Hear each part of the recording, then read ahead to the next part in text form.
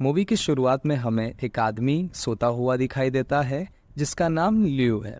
तभी वहाँ एक घोड़ा आकर उसे जगाने की कोशिश कर रहा होता है, कुछ इस तरह से। तो फ्रेंड्स, इस सीन को देखकर हमें मालूम होता है कि कहानी के किरदार और घोड़े के बीच में एक गहरी सी दोस्ती है। फिर लियो उस घोड़े को लेकर बाहर जाता है और उसे एक जगह पे बांध के खुद आराम करने लग जाता है। दूसरी तरफ लियो का वो घोड़ा जिसका नाम रेड था, उसके साथ कुछ लोग फोटोज क्लिक कर रहे होते हैं। तभी वहां से दो आदमी जा रहे होते हैं जो कि लियो को देखकर एक दूसरे से उसके बारे में बातें कर रहे होते हैं कि कैसे लियो फिल्मों में काम कर रहा था और कितना फेमस भी था, लेकिन आज देखो उसके हालात कैसे बुरे हो चुके हैं। एक रात लियो रेस्टोरेंट में बैठा हुआ होता है, तभी उसके पास अचानक से दामी नाम का एक आदमी आता है और लियो उससे देखकर एकदम चौंक सा जाता है, क्योंकि लियो ने दामी से उधार लिया होता है और अपनी गरीबी की वजह से उसे वापस नहीं कर पाया होता है।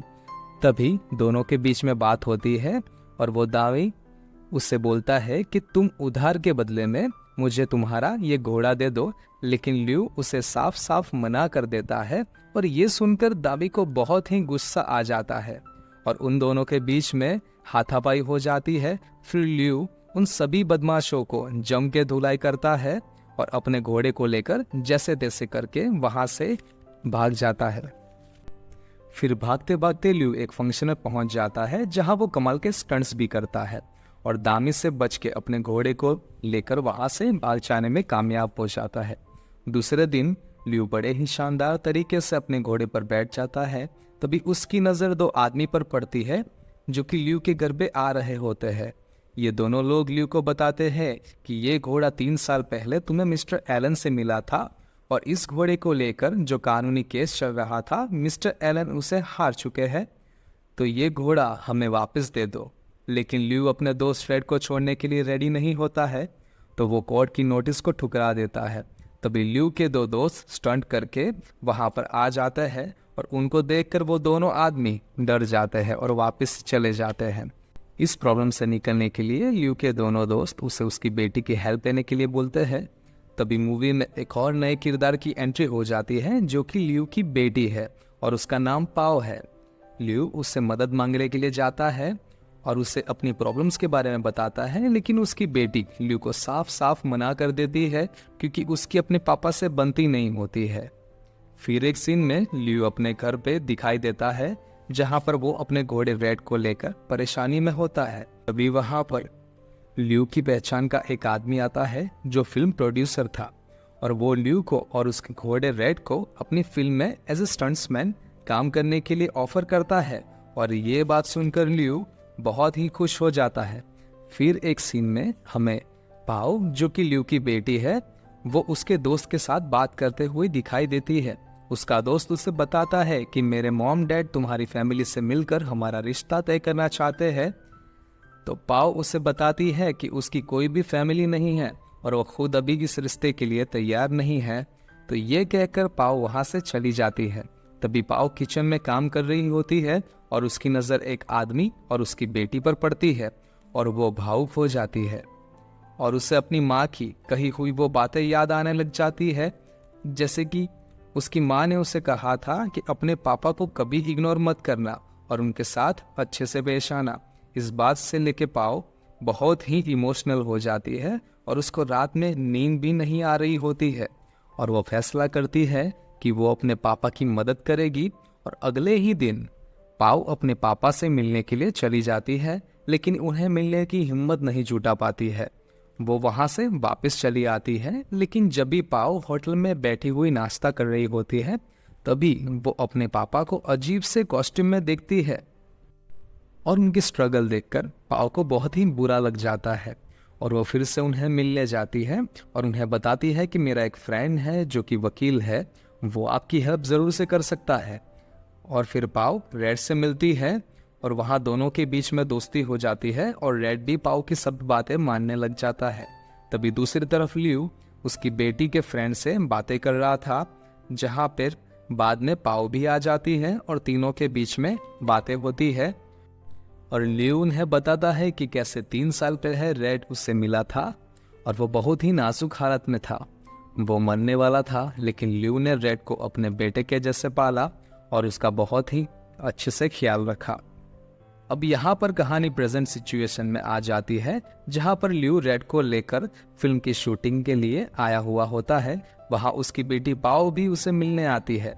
जब भी ल्यू और रेड स्टंट्स कर रहे थे, तभी ज्यादा लोग होने की वजह से रेड डर जाता है और डायरेक्टर भी नाखुश हो जाता है।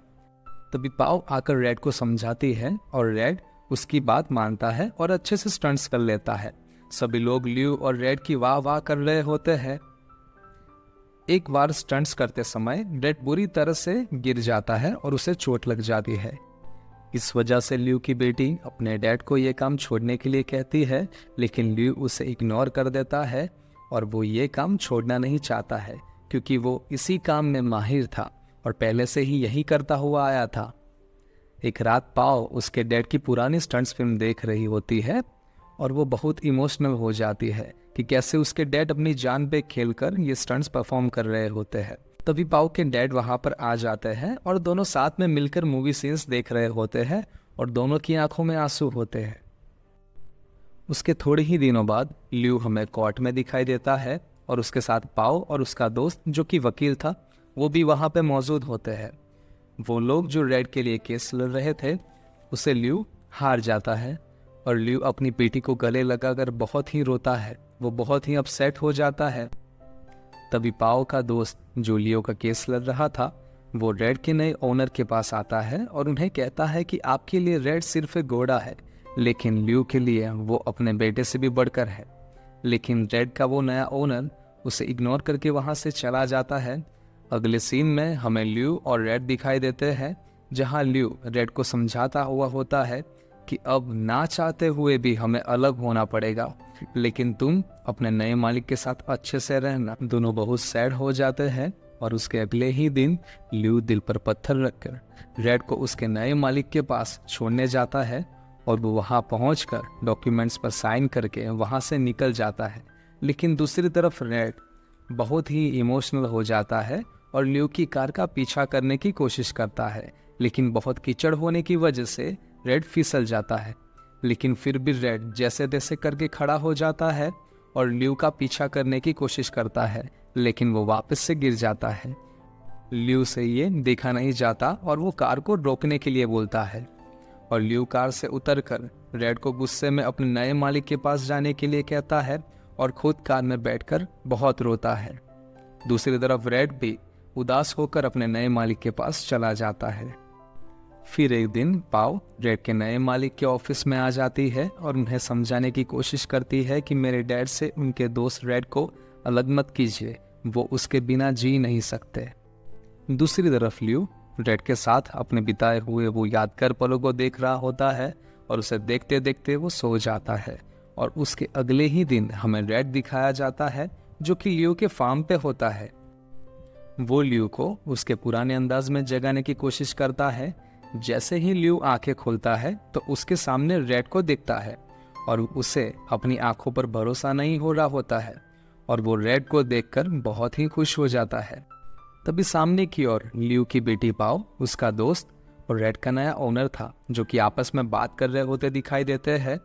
पाओ रेड को लौटाने के लिए उनका शुक्रिया कर रही होती है। तभी रेड के नए ओनर बताते हैं कि अगर तुम मेरे पास ना भी आती तो भी मैं रेड को यहाँ पे छोड़ने आने वाला था, क्योंकि रेड पिछले कई दिनों से खाना ही नहीं खा रहा था और उसकी ये हालत मुझसे देखी नहीं जा रही थी। ये कहकर वो वहां से चला जाता है और पाओ और उसका दोस्त दोनों लियो की तरफ दौड़ते हुए आ जाते हैं और तीनों रेड के वापस आ जाने की वजह से बहुत ही खुश दिखाई देते हैं। तो गाइस, इस हैप्पी एंडिंग के साथ हमारी कहानी यहीं पे खत्म हो जाती है।